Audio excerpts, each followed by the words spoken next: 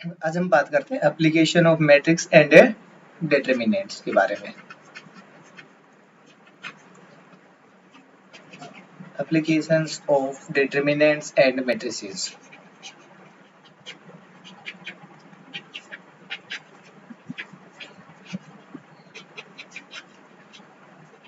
तो देखो एप्लीकेशन का यहाँ पे मीन्स क्या है। एप्लीकेशन का मीन्स है भाई आप डिटरमिनेंट और जो मैट्रिक्स है उनका यूज कहाँ पे और कैसे कर सकते हो। ये तो नहीं है ना कि हम यहाँ पे मैट्रिक्स के बारे में पढ़ रहे हैं, तो मैट्रिक्स का भी सिंपल सा लॉजिक ये हो गया कि आपको 12th के एग्जाम देने हैं, उसके लिए हम मैट्रिक्स और डिटरमिनेंट पढ़ रहे हैं। अगर हम ये पढ़ रहे हैं तो इनका कहीं ना कोई यूज भी है, तो वो यूज कहाँ पे और कैसे है उसका छोटी सी एक एप्लीकेशन देख रहे हैं। बाकी एप्लीकेशन और भी बहुत सारी होंगे आपके पास। एक सबसे सिंपल एप्लीकेशन है, जैसे आपने 10th क्लास के अंदर सिस्टम ऑफ इक्वेशंस पढ़ा था हमने, सॉल्यूशन ऑफ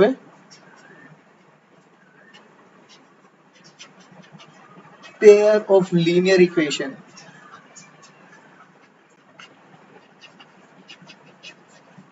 ये 10th क्लास में किया था हमने। a1x b1y equals to c1, इस तरह से एक पेयर लिखा था आपके पास। a2x plus b2y equals to c2।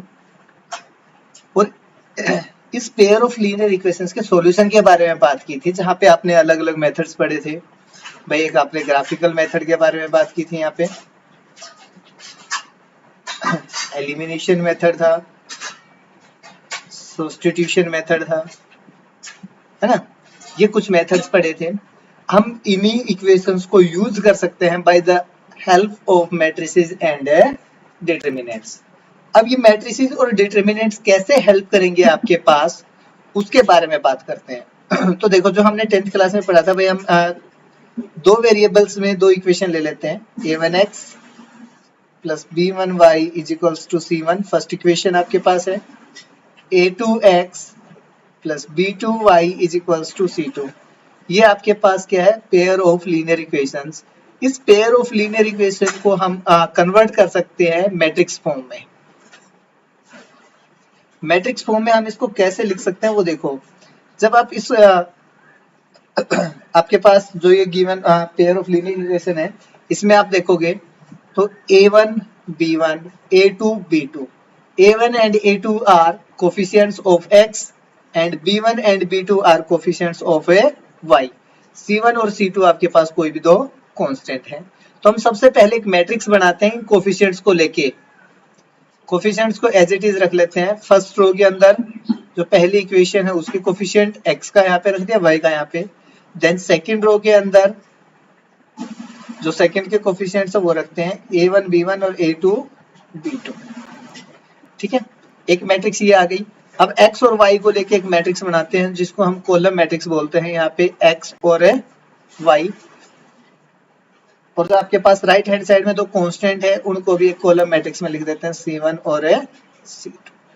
तो आपके पास जो पेयर ऑफ लीनियर इक्वेशन था उसको हमने कन्वर्ट कर दिया मैट्रिक्स के फॉर्म में। यहाँ पे आपके पास ये भी एक मैट्रिक्स है, ये भी एक मैट्रिक्स है और ये भी एक मैट्रिक्स है। ये ऋतिक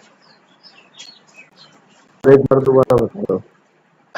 देखो भाई, हमारे पास पेयर ऑफ लीनियर इक्वेशन है, हम दो ही इक्वेशन लेके चल रहे हैं स्टार्टिंग में। अगर दो इक्वेशन है मींस दो वेरिएबल्स के बारे में बात करें हम x और y में, तो हम जो स्टैंडर्ड फॉर्म लेके चल रहे हैं वो है a1x plus b1y is equals to c1। ये लीनियर इक्वेशन की स्टैंडर्ड फॉर्म है। Then a2x plus b2y is equals to c2। ये दो इक्वेशंस है हमारे पास। हम इन इक्वेशंस को मैट्रिक्स की फॉर्म में लिख रहे हैं सबसे पहले। तो मैट्रिक्स की फॉर्म में आप लिखोगे तो सबसे पहले जो आपके पास ये कोफिशिएंट थे इनको लेके एक मैट्रिक्स बनाई हमने। यहाँ पे कोफिशिएंट a1 b1, तो फर्स्ट रो में जो थे आपके पास पहली इक्वेशन में उनको फर्स्ट रो के अंदर रख दिया। देन सेकंड इक्वेशन को देखिए, सेकंड इक्वेशन में जो है a2 और b2, इनको हमने सेकंड रो में लिख दिया। फिर आपके पास है x और y, तो x और y को हमने कॉलम मैट्रिक्स बनाई। देखो कैसे, ये 2x2 ऑर्डर की मैट्रिक्स है। यहाँ पे देखेंगे तो रो कितनी आई आपके पास 2x1 ऑर्डर की, तो मैट्रिक्स मल्टीप्लिकेशन पॉसिबल होगा इनका क्योंकि ये दोनों इक्वल हैं। और जो फाइनल मैट्रिक्स आपको मिलेगी उसका ऑर्डर आएगा 2x1, तो ये आपके पास जो फाइनल मैट्रिक्स है उसका ऑर्डर है 2x1। तो जो हमने ये सिस्टम ऑफ लीनियर इक्वेशन लिखा था इसी को हमने मैट्रिक्स की फॉर्म में लिख दिया। ठीक है। तो अगर हम इसको देखें तो एक जनरल सी चीज देखिए, ये जो मैट्रिक्स है इसको हम कैपिटल ए से डिनोट करते हैं। ये मैट्रिक्स हो गई कैपिटल ए, जहां पे एक्स और वाई आ रहे हैं इसको हम लिख देते हैं कैपिटल एक्स से, और जो राइट हैंड साइड में कांस्टेंट आ रहा था आपके पास मैट्रिक्स के अंदर उसको हम लिख देते हैं बी। तो आपके पास जो सिस्टम ऑफ इक्वेशन था उसको आपने लिख दिया A x is equals to B, जहां पे ए जो आपके पास है, ए को हम बोलते हैं कोफिशिएंट मैट्रिक्स,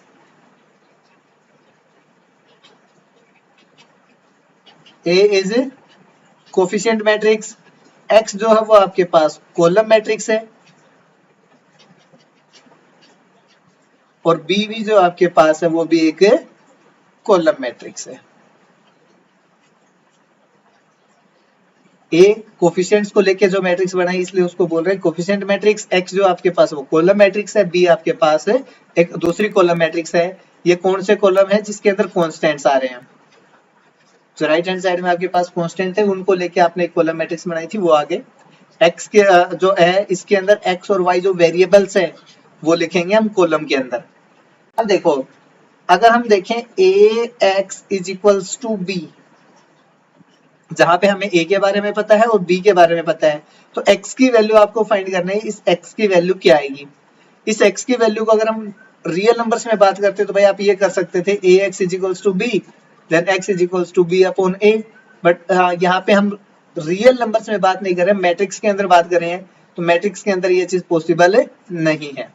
और मैट्रिक्स में अगर आपको ये चीज कैलकुलेट करनी है तो आप दोनों तरफ ए इनवर्स से मल्टीप्लाई कीजिए, इसको यह आ जाएगा X is equals to B, और a inverse multiply by a gives us identity into x is equals to b, then sorry यहाँ पे आएगा a इनवर्स, यहाँ पे भी a inverse, then x is equals to a inverse times b। अब बात ये आती है भाई आपने जहाँ पे ये जो सॉल्यूशन आएगा इसका, क्या ये सॉल्यूशन हमेशा एग्जिस्ट करेगा? मीन्स ये सॉल्यूशन कब एग्जिस्ट करेगा भाई? This solution exist if a inverse exist। Mean simple सी बात है भाई, जब आपके पास a इनवर्स फाइंड कर पाओगे तभी तो आप a इनवर्स से मल्टीप्लाई करोगे। तो अगर आपको a इनवर्स मिल रहा है तभी आप यहाँ से इस सिस्टम का जो सॉल्यूशन है वो फाइंड कर पा रहे हो।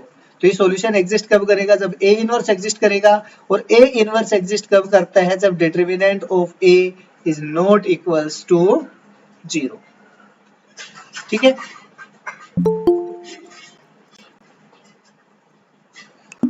और यहां से अगर आपके पास if determinant of a is equals to 0, अगर डिटरमिनेंट ऑफ a 0 हो जाता है देन आप बोलोगे a inverse does not exist, तो a इनवर्स एग्जिस्ट नहीं करेगा। अगर a इनवर्स एग्जिस्ट नहीं कर रहा तो हम बोलेंगे hence solution does not exist. तो भाई सॉल्यूशन भी एग्जिस्ट नहीं करेगा आपके पास। क्लियर हुई है बात?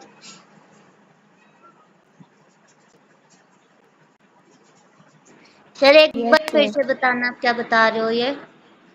हाँ बेटा एक मिनट कर रहा हूँ। देखो हमारे पास सिस्टम ऑफ इक्वेशन थी A x plus B one y is equals to C one, A two x plus B two y is equals to C two. हम इस सिस्टम ऑफ इक्वेशंस को सोल्व कर रहे हैं बाय यूजिंग मैट्रिक्स और determinant.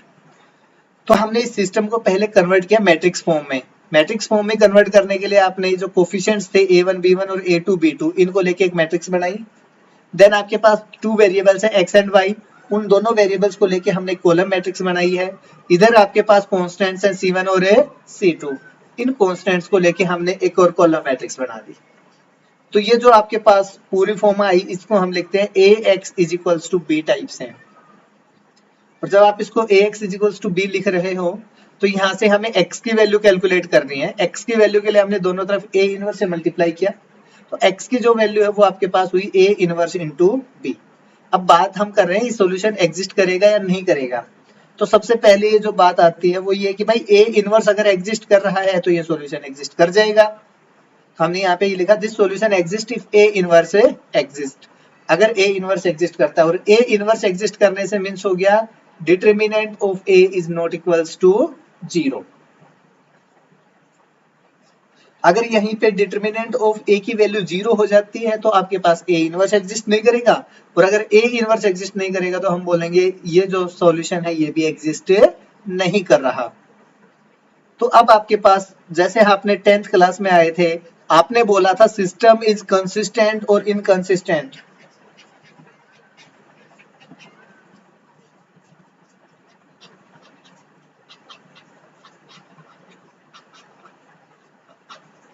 इसके बारे में बात की थी हमने, कंसिस्टेंट एंड इनकंसिस्टेंट सिस्टम। अब ये कंसिस्टेंट कब था? इफ अ सॉल्यूशन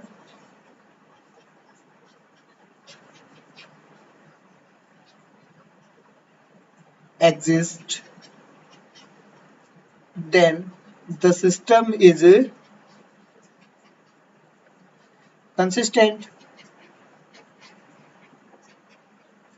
और inconsistent क्या था? if there is no solution,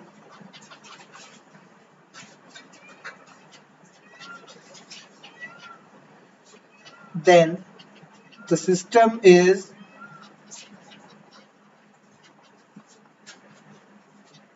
inconsistent.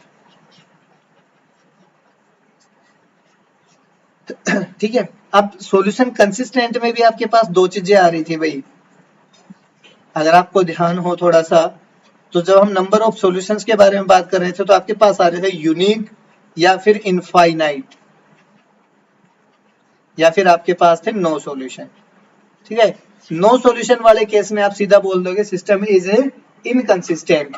अब जो आपके पास सॉल्यूशंस है वो यूनिक है या फिर इनफाइनाइट है, कोई भी हो, दोनों के केस में हम बोलेंगे सिस्टम इज कंसिस्टेंट। क्लियर है?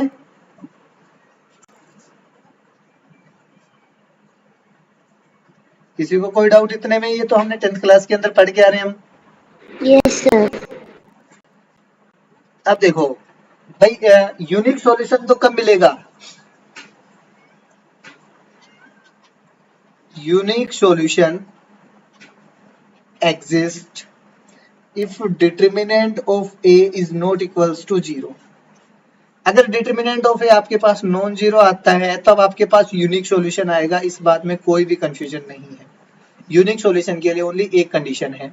अब बात आ गई इनफाइनाइट या फिर नो सॉल्यूशन कब एग्जिस्ट करेंगे आपके पास, तो उसके लिए क्या है, अगर हमारे पास determinant of A is equals to 0 हो जाता है, देन आपके पास दो केस बनते हैं, case first and case second. अब आपके पास ये है कि भाई एडजॉइंट ऑफ ए, जो आपके पास सिस्टम ये था A x is equals to B, इसमें हम फाइंड करते हैं एडजॉइंट ऑफ ए और इसका प्रोडक्ट बी के साथ, यहाँ पे भी adjoint of A product B के साथ। अब पॉसिबिलिटीज क्या है, या तो ये प्रोडक्ट इक्वल्स टू 0 आ जाए या फिर नॉन जीरो आए, नॉन जीरो या फिर 0। अगर प्रोडक्ट आपके पास नॉन जीरो आता है तो यहां पे हम बोलेंगे सॉल्यूशन डज नॉट एग्जिस्ट।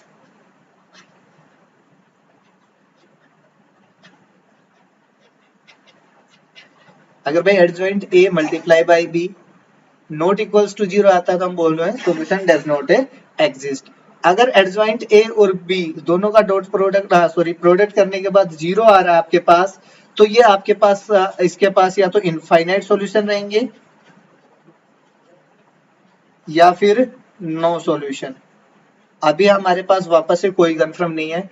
अगर आपके पास 2/2 ऑर्डर की है दो वेरिएबल में है तो आप देख लोगे a1/a2, b1/b2 और c1/c2। अगर ये तीनों इक्वल आ रहे हैं तो इनफाइनाइट सॉल्यूशन। अगर a1/a2 is equals to b1/b2 not equals to c1/c2, then आपके पास है नो सॉल्यूशन। ठीक है,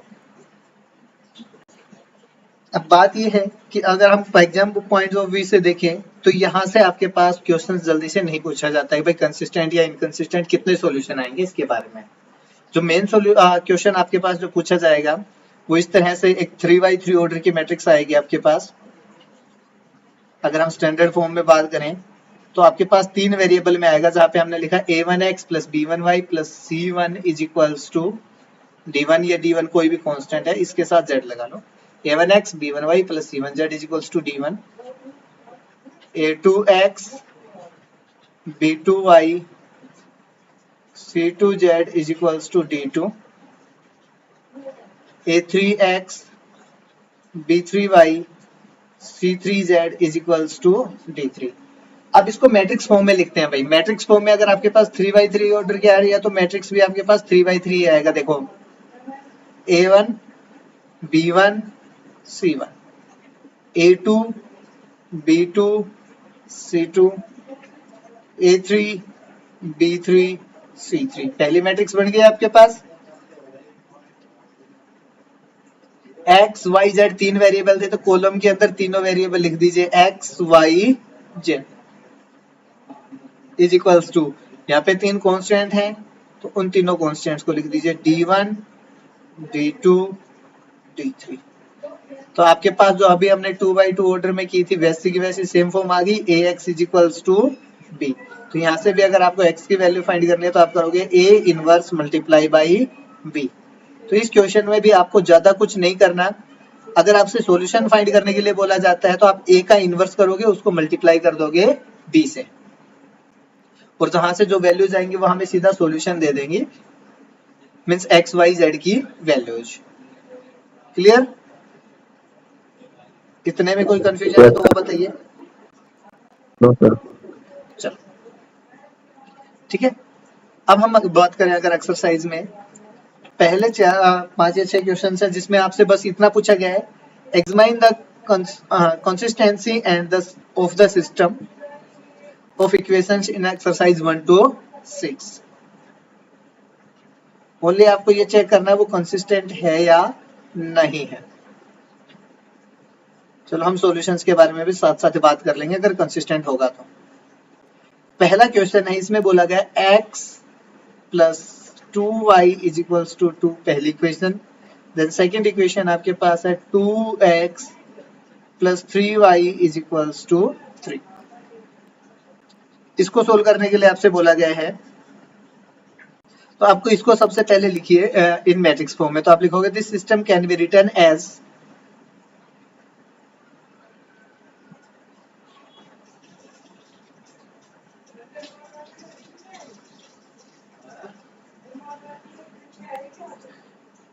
देखो किस तरह से रिएक्ट करोगे, 1 2 2 3 x y which is equals to 2 और 3। ठीक है, तो ये आपके पास किस फॉर्म में हो गया, ax is equals to b। तो यहाँ पे आप लिख दोगे है a is equals to 1 2 2 3, matrix x जो आपके पास उसमें दो हैं x और y वेरिएबल्स, और मैट्रिक्स b है इसके अंदर आपके पास आ गए 2 और 3। तो सबसे पहले हम डिटर्मिनेंट ऑफ a फाइंड करते हैं। Determinant of a is equals to 3 minus 2 2 जा 4, ये हो गया -1 नॉट इक्वल्स टू 0। अगर डिटर्मिनेंट आपके पास नॉन जीरो आ गया आप सीधा बोल दोगे system is, therefore system is consistent.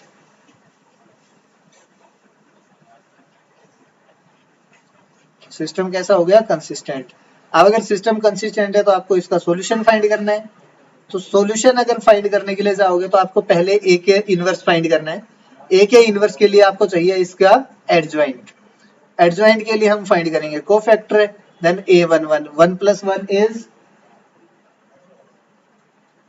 2, जो इवन नंबर है, इवन है तो पॉजिटिव साइन आएगा।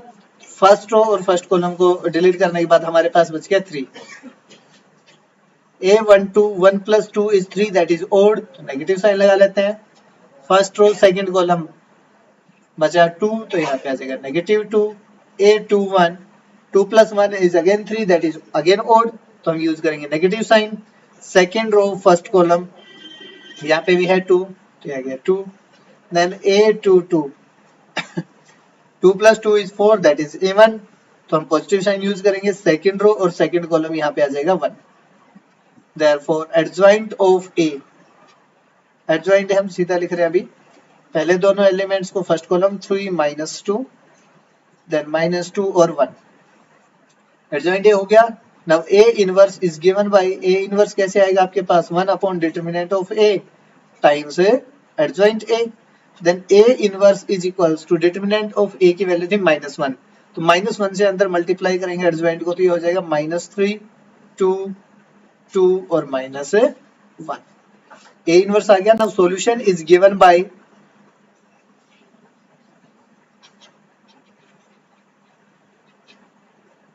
now solution is given by x is equals to a inverse b, then x is equals to a inverse की वैल्यू आपके पास है -3 2 2 and -1 into b की जो वैल्यू है वो आएगी 2 और 3, कीजिए भाई मल्टीप्लाई, जो x था इसकी भी लिख लेते हैं वैल्यू, x और y column is equals to, इनको मल्टीप्लाई करते हैं, -3 को 2 से किया तो -6, 3 को 2 से किया 6, 2 को 2 से किया 4 -3, तो यहाँ से आया भाई x और y which is equals to -6 और +6 0, 4 -3 इज 1, देयरफॉर x की जो वैल्यू है वो कितनी हो गई 0 and y is equals to 1। देखो ये भी 2/1 ऑर्डर की मैट्रिक्स, ये भी 2/1 ऑर्डर की, फर्स्ट एलिमेंट फर्स्ट के इक्वल होगा, ये वाला एलिमेंट यहाँ वाले के इक्वल होगा, तो x की वैल्यू आपके पास 0 आ गई, y की वैल्यू 1 आ गई। देखो इस सिस्टम में पुट करके देखना, x की जगह 0 एंड y की जगह 1, x की जगह 0 रखोगे, y की जगह 1, 2 into 1 is 2, then 2 into 0 is 0 plus 3 into 1 3, दोनों इक्वेशंस को सेटिस्फाई कर रहे हैं, this is the required solution. Clear?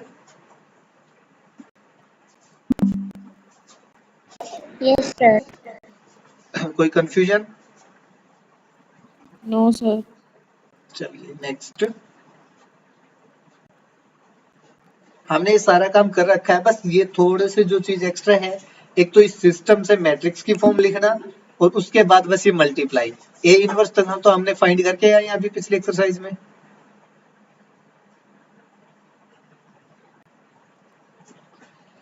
चलिए नेक्स्ट क्वेश्चन, नेक्स्ट क्वेश्चन में आपसे बोला गया है 2x minus y is equals to 5, x plus y is equals to 4, इसको भी चेक करना है कंसिस्टेंट है या नहीं। तो भाई सबसे पहले अगर आप देखोगे, this system can be written as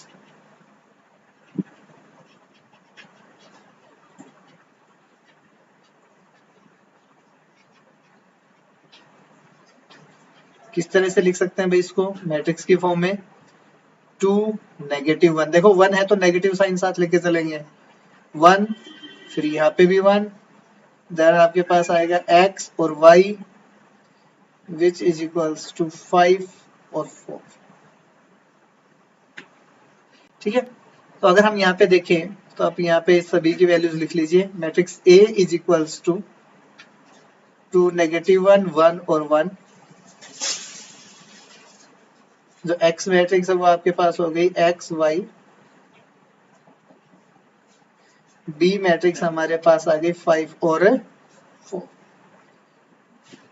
अब सबसे पहले डिटरमिनेंट ऑफ A की वैल्यू फाइंड करते हैं, 2 को 1 से मल्टीप्लाई करेंगे, 2 नेगेटिव और negative positive 1 3 not equals to 0, अगर इक्वल टू 0 नहीं है therefore system is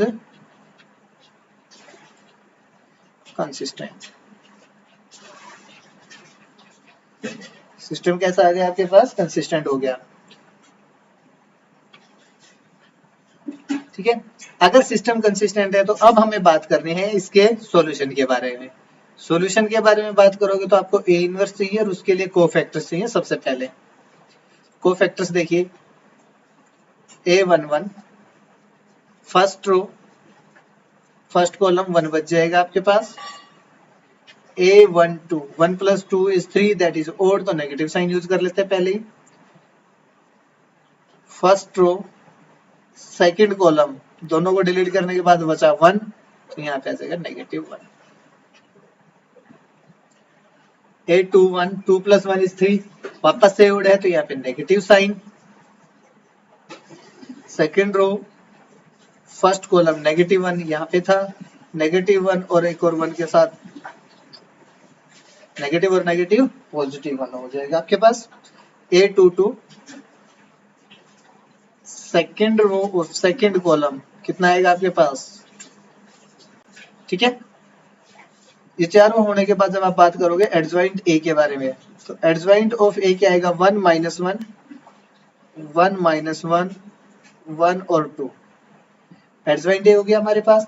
adjoint A आने के बाद हम बात करते हैं ए inverse is given bye 1 upon determinant of A times adjoint of A, therefore a inverse is equals to 1 upon determinant of a is 3 into adjoint of a is 1 1 -1 और 2।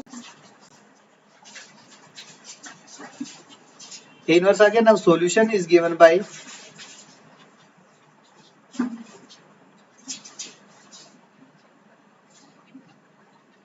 Solution आपके पास होगा भाई x is equals to a inverse times b।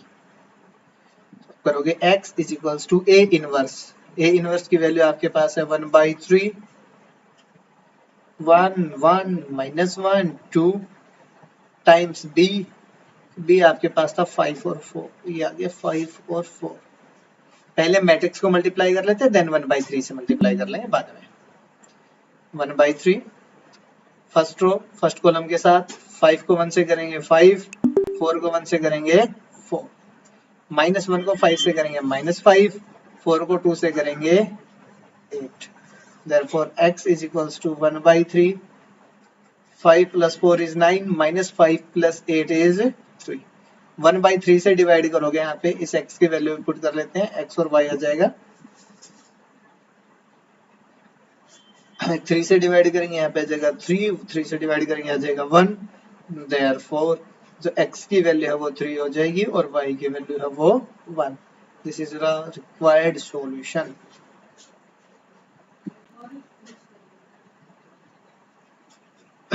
ठीक है,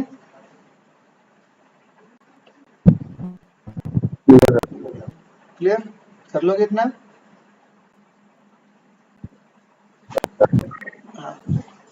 इसमें ज्यादा कुछ नहीं है, तो इसके बेसिक्स जो हमने किया है इसको थोड़ा सा देख लेना, उसके बाद इतना ही काम करना है। और इतना डेफिनेट है भाई, ये 2x2 ऑर्डर का जो हमने अभी तक किया कल करेंगे। बाकी 2x2 ऑर्डर में से क्वेश्चन नहीं पूछा जाएगा आपसे, 3x3 ऑर्डर से एक क्वेश्चन आएगा और पक्का आएगा एनुअल एग्जाम में,